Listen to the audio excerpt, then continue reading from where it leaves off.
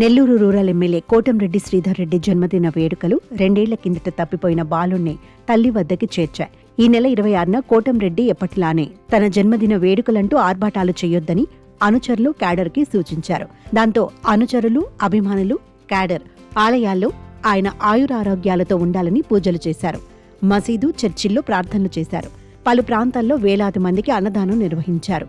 అంబేద్కర్ భవన్లో కోటంరెడ్డి వీరాభిమాని మాల మహానాడు జిల్లా అధ్యక్షుడు వెంకట్రమణ అన్నదాన కార్యక్రమం చేశారు.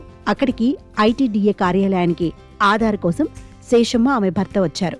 ఈ క్రమంలోనే 2 ఏళ్ల కిందట చెన్నైలో తప్పిపోయిన ఆమె కుమారుడు ప్రస్తుతం పోలీస్ స్కూల్లో అనాథగా చదువుకుంటూ అక్కడికి వెళ్లాడు.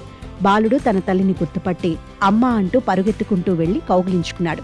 2 ఏళ్ల కిందట తప్పిపోయిన కుమారుడు అనుకోకుండా మళ్లీ దగ్గరవడంతో శేషమ్మ దంపతుల ఆనందానికి హద్దులేదు.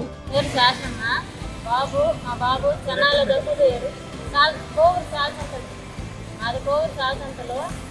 తగ్గిపోయి 2 సంవత్సరాలు అయింది. మేము కలెక్టర్ సార్కి, ఎస్పీకి అందరికీ మేము కట్టలేదు. బాబు ఎక్కడా కనపడలేదు. అన్నదానం జరగకుంటే కలెక్టర్ ద్వారా మా బాబు మాకు దొరికాడు. మాకు సంతోషంగా ఉంది.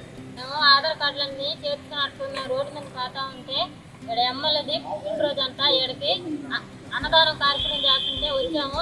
ఆయన పుణ్యం వల్ల మా బిడ్డ మాకు దక్కాడు.